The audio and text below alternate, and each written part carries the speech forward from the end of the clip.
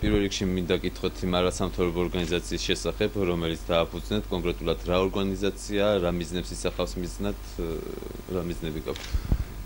მოგესალმებით, საკმაოდ დიდი ხნის განმავლობაში ალბათ უჩვეულოდ საჯარო მოხელისათვის მე მომიწია პოლიტიკური მოვლენების ეპიცენტრში ყოფნა და დღეს აი ამ გადმოსახედიდან მე აბსოლუტურად თამამად შემიძლია გითხრათ, რომ ნებისმიერი შეცდომა, რომელიც დაშვებულა და რომელზედაც მთელ გუნდს მოუწია შემდგომში უკვე პასუხის გაცემა, ეს იყო ზოგადად ხელისუფლებისაგან გარყვნილი იმ ადამიანების მხრიდან დაშვებული ზოგიერთი უხეში შეცდომა და თუ ზოგჯერ დანაშაული, რომელმაც მიიჩნია, რომ ხელისუფლება მათთვის ეს არის ფუფუნება და ეს არ არის პასუხისმგებლობა. ამ ტიპის რისკი სამწუხაროდ ყველა ხელისუფლებაში არსებობს და დღესაც ხელისუფლება შედგება სხვადასხვა კატეგორიის ადამიანებისაგან, რომლების ნაწილი მიიჩნევს, რომ ხელისუფლება მათ იმიტომ უბოძა ხალხმა, რომ მათ იშოვონ მილიონები და იცხოვრონ ძალიან კარგად, ხოლო ნაწილს მიაჩნია, რომ ეს არის უდიდესი პასუხისმგებლობა, რომელიც მათ აიღეს ქვეყნისა და ხალხის წინაშე.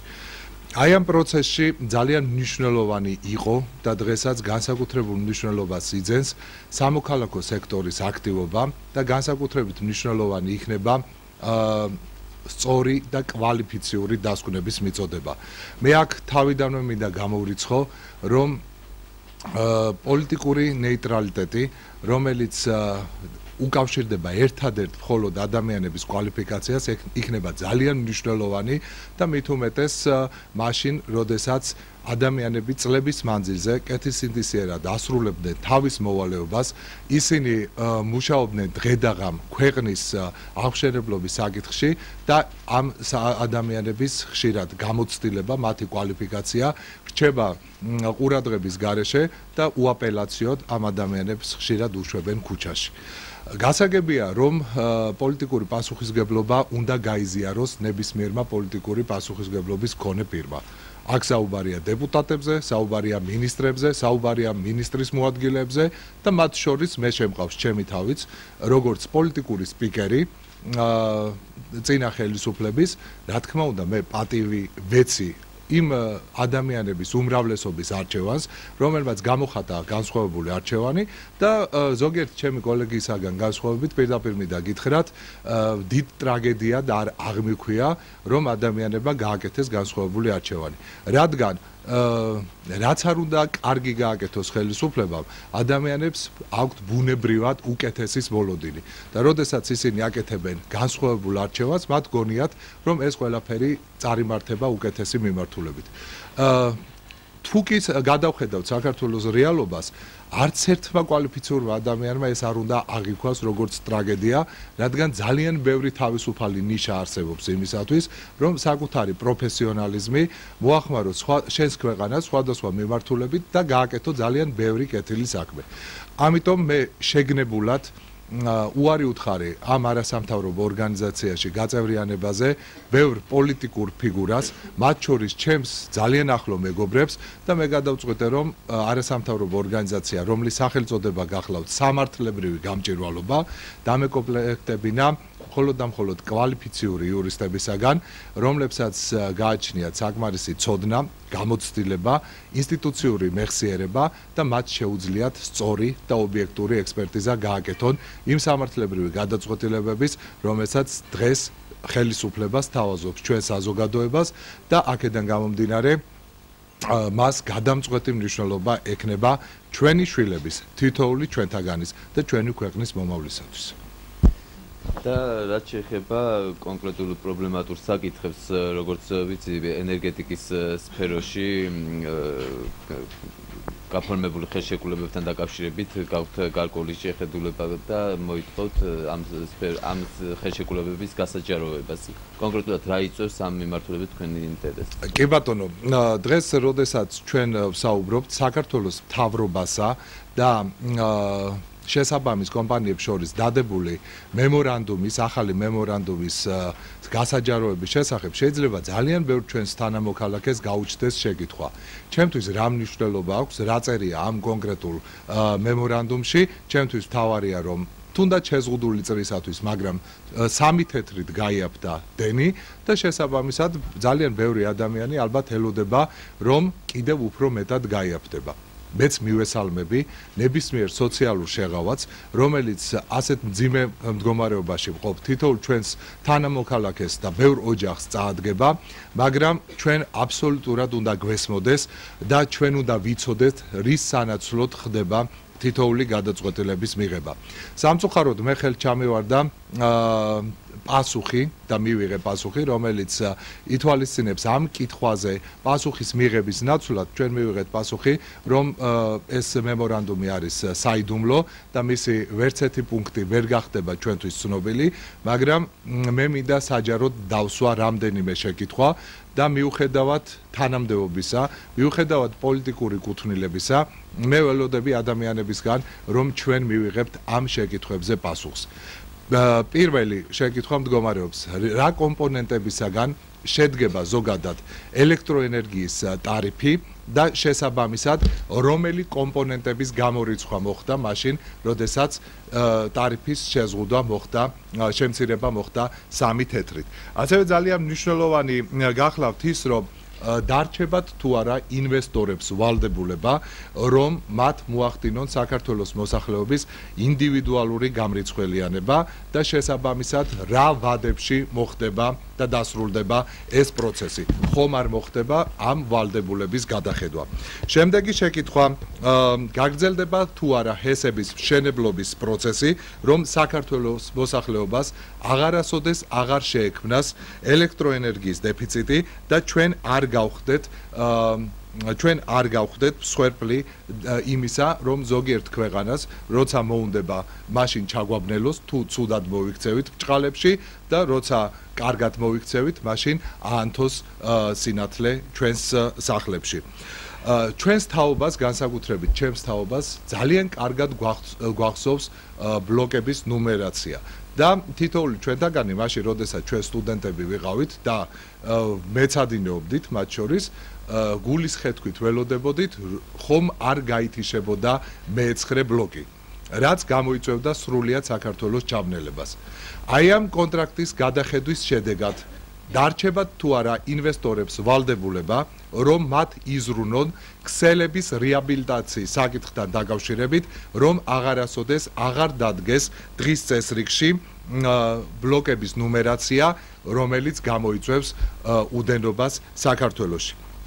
რამდენადაც ჩემთვის ცნობილი გახდა, იგივე მასმედიის საშუალებების მეშვეობით საბოლოოდ მოლაპარაკებები არ დასრულებულა და გარკვეული პირობები, რაზედაც შეთანხმდნენ მხარეები, ეს არის სამთვიანი მოქმედების ვადით და დანარჩენ პირობებზე უნდა მოილაპარაკონ 3 თვის გასვლის შემდეგ. თვითონ აი ეს დეფინიცია, რომ სამთვიან პირობებზე მოილაპარაკეს და დანარჩენ ძირითად პირობებზე მოლაპარაკება გადაიწევს, ბადებს ჩემთვის როგორც იურისტისათვის გარკვეულ შეკითხვებს, რომელსაც ძალიან დიდი მნიშვნელობა ექნება მომავალში. თუ მხარეები ვერ შეთანხმდნენ კონკრეტულ პირობებზე, რა ხდება 3 თვის შემდეგ? გაუქმებულად ჩაითვლება თუ არა ყველა ის ვალდებულება, რომელიც ინვესტორს ნაკისრი ჰქონდა წინა მემორანდუმების მიხედვით. ასეთ შემთხვევაში თუ კი ვერ შეთანხმდებიან კვლავ კონკრეტულ პირობებზე, ვიმეორებ, ვინ დაფარავს იმ 3 თვის პერიოდში შემცირებულ 3 თეთრიანი ტარიფის სხვაობას. ეს დაეკისრება მოსახლეობას, მისი გადახდის ვალდებულება, თუ მისი გადახდა მოხდება სახელმწიფო ბიუჯეტიდან, მაშინ, როდესაც მხარეები ვერ შეთანხმდებიან კონკრეტულ პირობებზე. რა მოლოდინი არსებობს დენის ტარიფის შემდგომი გაიაფებასთან დაკავშირებით და როგორია მოლაპარაკების წინა პირობები. აი ეს არის ის კითხვები, რომელიც სამართლებრივ ჭრილში შეიძლება დაისვას კონკრეტული მემორანდუმთან დაკავშირებით და ჩვენ ველოდებით კონკრეტულ პასუხებს იმ ადამიანებისაგან, რომელსაც ეს ეხება. თუმცა თავისთავად საკითხი იმის შესახებ, რომ ეს მემორანდუმი უნდა იყოს საიდუმლო, ჩემთვის გაუგებარია, რატომ უნდა იყოს საიდუმლო, როდესაც ის შეეხება საქართველოს მოსახლეობის 100%-ს, რადგან ელექტროენერგიის მომხმარებელი რომ არ იყოს, ასეთი მე ერთი ოჯახიც არ მეგულება საქართველოში. რომ ანუ თალკეული ადამიანების შეცდომა იყო დაშვებული და ვთქვათ ეს არ არის ზოგადად ხელისუფლების და ამიტომ პასუხისმგებლობის საკითხის დგება.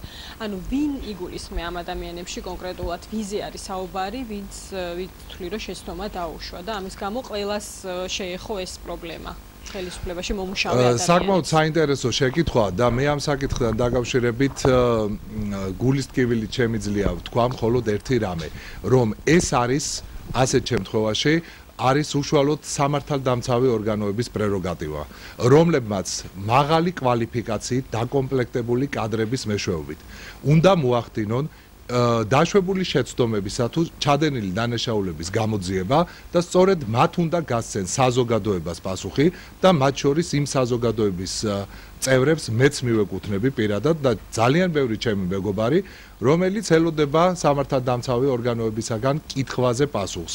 ვინ არის დამნაშავე და არა მხოლოდ ის ხმაურიანი განცხადებები, რომლის მიღმა ხშირად დაუსაბუთებელი ბრალდება და სამწუხაროდ ზოგიერთ შემთხვევაში პროკურატურა იქცა გარკვეულ დაწესებულებად, სადაც დაწესდა საბაჟო გადასახადი და აქ შესვლა გამოსვლისათვის 10,000-დან 20,000 ლარამდეა დადგენილი, რომელსაც გირაო ქვია.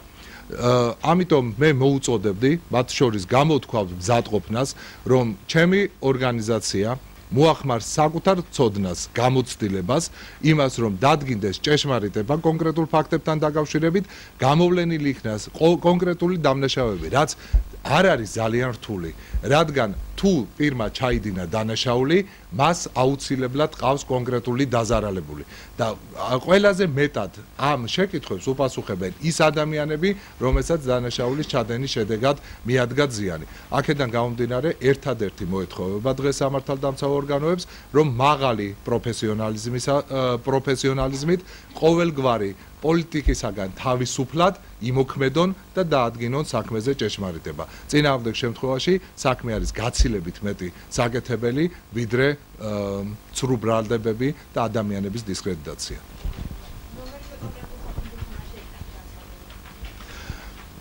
გამომდინარე იქიდან, რომ ჩვენი ორგანიზაცია სულ ახლახანს შეუდგა მუშაობას, ჩვენ უკვე გვაქვს საკმაოდ დიდი გამოხმაურება კონკრეტული ადამიანებისაგან, რომლებიც მოგმართავენ როგორც წინა ხელისუფლების პირობებში განხორციელებულ ცალკეულ ქმედებებთან დაკავშირებით, ასევე მოგმართავენ დღეს მიმდინარე საკითხებთან დაკავშირებით და მე სრული პასუხისმგებლობით მინდა განვაცხადო. არც ერთი ჩვენს მიერ გაკეთებული განცხადება არ იქნება ემოციური, არ იქნება ისეთი, რომელსაც არ იქნება კონკრეტული ფაქტობრივი საფუძველი და ჩვენ ამ პასუხისმგებლობას ვგრძნობთ და მას შემდეგ, როდესაც ჩვენ დავრწმუნდებით ფაქტების უთუარობაში, ამის შემდეგ გავაკეთებთ კონკრეტულ განცხადებებს. ამ ენერგეტიკის საკითხზე დაუბრუნდე ხელშეკრულებას, ანუ თქვენ გითხრეთ, რომ ეს არის საიდუმლო ინფორმაცია და ამას ვერ მოგაწვდენ და თუ არსებობს თუ ითვალისწინებს ზოგადად კანონმდებლობა, რომ მსგავსი ტიპის ხელშეკრულება გამოცხადეს საიდუმლოდ და მასზე ხელმისაწვდომობა არის. იცით რა, იყო გარკვეული შემთხვევები, როდესაც სახელმწიფოთა შორის არსებობს გარკვეული მოლაპარაკება და ცალკეული სახელმწიფოების მოთხოვნა არსებობს, თუ ის უკავშირდება სტრატეგიულ პოლიტიკურ კურსს. მაგრამ იმ შემთხვევაში, როდესაც ეს არის წმინდა კომერციული სახის ხელშეკრულება და ეს იდება სახელმწიფოსა და კერძო კომპანიებს შორის, მე სიმართლე გითხრათ, აქ ვერ ვხედავ ვერანაირ საფუძველს, რომ ეს იყოს საიდუმლო ინფორმაცია. ამიტომ კიდევ ერთხელ ვიმეორებ, ჩვენ უნდა მოვისმინოთ დასაბუთება, რატომ არის ეს მემორანდუმი და მასში შეტანილი ცვლილებები საიდუმლო და მეორეს მხრივ, თუ კი ეს აუცილებელია, რომ გასაიდუმლოებული ინფორმაცია უნდა იყოს, საზოგადოებამ უნდა მიიღოს პასუხი აი ამ კონკრეტულ კითხვებთან მიმართებაში. გაქვთ თუ არა რაიმე ჭვირა შეიძლება მოხდეს 3 თვის მერე? რა უარყოფითი დეტალები შეიძლება მოჰყვეს აი ამ მემორანდუმს? ბუნებრივია ეჭვი რომ არ მქონდეს ამ საკითხებთან დაკავშირებით, ჩვენ შეკითხვებს შემთხვევით არ დავსვავდით. თუმცა ყოველგვარი ეჭვი და ვარაუდი იქნება უსაფუძვლო, თუ ჩვენ არ აგვაქვს შესაბამისი ინფორმაცია. ამ ეტაპზე მე ინფორმაცია თუ რადევს კონკრეტულად ახალ მემორანდუმში არ გამაჩნია, მაგრამ მე ვხედავ რისკებს. რისკებს იმისა, რომ ტარიფის შემცირება ხომ არ მოხდა ინვესტორთან შეთანხმების გზით, რომ ინვესტორმა ხელი დაიბანოს იმ ვალდებულებებისაგან, რომელიც მას გააჩნდა. ასეთ შემთხვევაში კიდევ ერთხელ გავიმეორებ, მე ვგულისხმობ ჰესების მშენებლობის ვალდებულებას, ქსელების რეაბილიტაციის ვალდებულებას, მე ვგულისხმობ იგივე გამრიცხველიანების ვალდებულებას, რომ თითოეულ ოჯახში იყოს ინდივიდუალური მრიცხველი დაყენებული და ასეთ შემთხვევაში თუ ეს ვალდებულებები შესრულდება, მაშინ რა კომპონენტების დათმობის ხარჯზე მოხდა ტარიფების შემცირება და თუ არანაირი ვალდებულების გადახედვა არ მოხდა, რაშიც მე ეჭვი მეპარება პირდაპირ მინდა განვაცხადო, მაშინ მხოლოდ და მხოლოდ ჩვენ უნდა მივესალმოთ საქართველოს მთავრობის წარმატებულ მუშაობას. შესაძლებელია რომ მეცხრე ბლოკის თემა კვლავ გახდეს აქტუალური?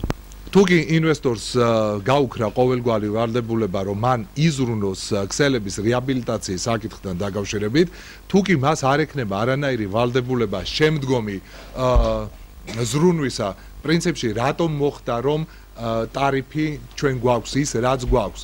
ჩვენ მივიღებთ მთლიანად ბოლომდე დანგრეული ინფრასტრუქტურა და შესაბამისად საჭირო იყო ამ ინფრასტრუქტურის მშენებლობა და მისი რეაბილიტაცია. აქედან გამომდინარე, ნებისმიერი ვალდებულების გადახედვა ნიშნავს ამ ვალდებულებაზე უარის თქმას, რაც საბოლოო ჯამში აისახება იმ შედეგებზე, რასაც საქართველოს ელექტროენერგიის მომარაგება გვია. ერთიც მინდა ჩავეკითხოთ, თქვენი ორგანიზაცია, აქედან თქვენი ორგანიზაცია თუ იმუშავებს სამსახურებიდან გათავისუფლებული ადამიანების საქმეებზე, იმიტომ რომ თუნდაც არჩევნების შემდეგ ძალიან ბევრი ფაქტი დაფიქსირდა სხვადასხვა უწყებებიდან იგივე რეგიონებში, როდესაც მადლობა, ძალიან კარგი შეკითხვა, მე მივესალმები, რომ საჯარო სამსახურში დარჩეს რაც შეიძლება მეტი კვალიფიციური კადრი. მე მივესალმები იმას, რომ პოლიტიკური ნიშნით არ მოხდეს იმ ადამიანების გარჩევა, რომელსაც არანაირი შეხება არ ჰქონდათ პოლიტიკასთან და შესაბამისად მხოლოდ იმის გამო, რომ წინა ხელისუფლების პირობებში ამ ადამიანებს მოუწიათ მუშაობა საჯარო სამსახურში, არ მოხდეს მათი დისკრედიტაცია. მაგრამ თუკი და ამის წინაპირობები სამწუხაროდ არსებობს, მოხდა ამ ადამიანთა უსაფუძვლო გაშვება სამსახურიდან, მე მზად ვარ ვითანამშრომლო მათთან ერთად და შესაბამისად ისინი ჩართული იყვნენ აქტიურად ჩვენი ორგანიზაციის საქმიანობაში. გააქვთ რაიმე კონკრეტული ფაქტები ამასთან დაკავშირებით, იმიტომ რომ წეგან რამდენიმე დღეს გავრცელდა უпроსტოდ ინფორმაცია, რომ შინაგან საქმეთა სამინისტროდან საერთო ჯამში გაათავისუფლეს 500 თანამშრომელი. თქვენ თუ გაქვთ რაიმე კონკრეტული ციფრები? მე სამწუხაროდ მაქვს ამ ტიპის ინფორმაცია და მე მინდა გითხრათ კონკრეტული მაგალითი, ადამიანი რომელიც მე გვერდით მყავს დღეს, გახლავთ ქალბატონი ხათუნა გაპანაძე, რომელიც იყო წლების განმავლობაში საქართველოს მთავრობის საპარლამენტო მდივნის მოადგილე, მაგრამ ღია ეთერში მინდა განვაცხადო, მას არანაირი წვდომა, რაც არ უნდა გაგიკვირდეთ მათ შორის პოლიტიკური გადაწყვეტილებების მიღებასთან დაკავშირებით, მას არ ქონია. ის იყო ჩვეულებრივი საჯარო მოხელე, რომელიც ასრულებდა მასზე დაკისრებულ ვალდებულებას. საკმაოდ მაღალი კვალიფიკაციით და საკმაოდ მაღალი სტანდარტებით. ქალბატონ ხათუნასთან ერთად განთავისუფლებულია ყველა ის ადამიანი ჩემი სამსახურიდან, რომელიც 2003 წლის შემდგომ მიღებული იქნა სამსახურში. თუ არ არის ეს შერჩევითი გადაწყვეტილება, ამის პასუხს მე მოველი უკვე ოპონენტისაგან, რომელიც განსხვავებულს დამიმტკიცებს. დარჩა მხოლოდ და მხოლოდ 2 კადრი, რომელიც საწინააღმდეგო მე არაფერი მაქვს, პირიქით მივესალმებოდი, რომ ყველა დარჩენილიყო, მაგრამ შერჩევის კრიტერიუმი იყო ის, რომ ვინც მოვიდა 2003 წლის შემდგომ, ყველა იქნა განთავისუფლებული სამსახურიდან, დანარჩენი იქნა სამსახურში დატოვებული. მე შემიძლია დავასახელო კონკრეტული გვარები და სახელები. მათ შორის ბოლო 3 თვის განმავლობაში მე ხელმძღვანელობდი საქართველოს მთავრობის სახლს ქუთაისში. და ჩემი მოადგილე, რომელიც ამ ადმინისტრაციას ხელმძღვანელობდა, გახლდათ გია ცაცაშვილი. ნებისმიერი საჯარო სამსახური ინატრებს იმ კვალიფიკაციის ადამიანებს, რომლებიც მუშაობდნენ ჩვენ სამსახურში. მე ამას სრული პასუხისმგებლობით ვაცხადებ და შემიძლია თავი დავდო თითოეული ადამიანის კვალიფიკაციასთან მიმართებაში.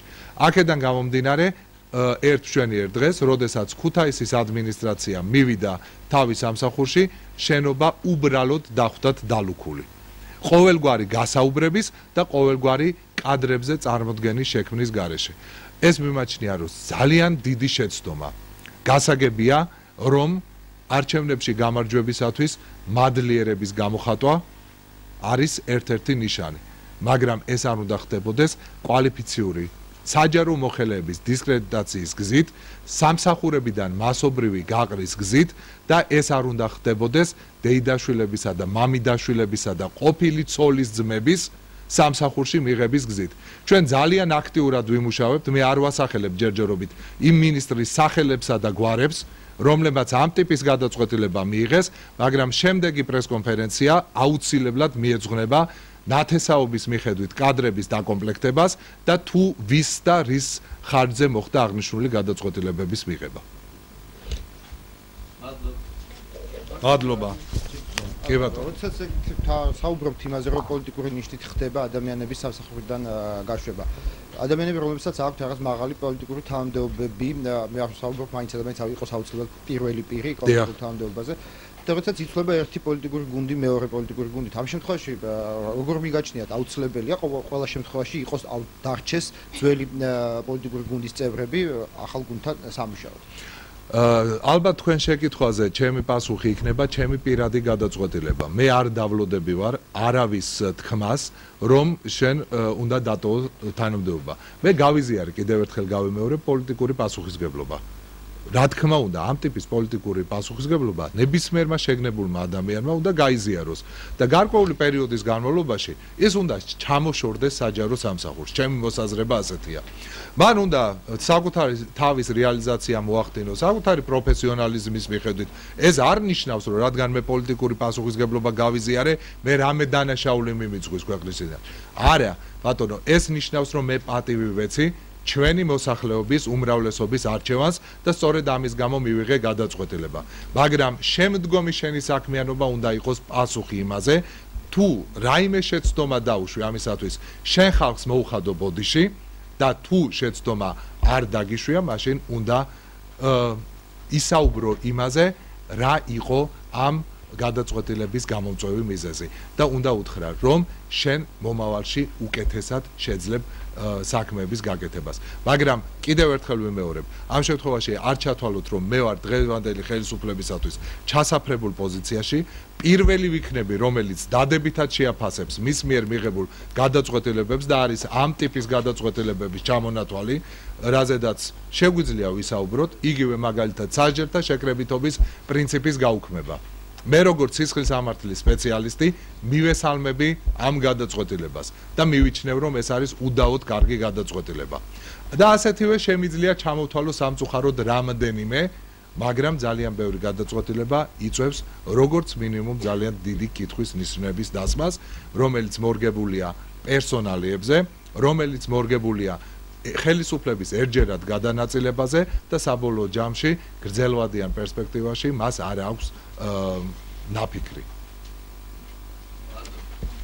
მადლობთ. კი ბატონო.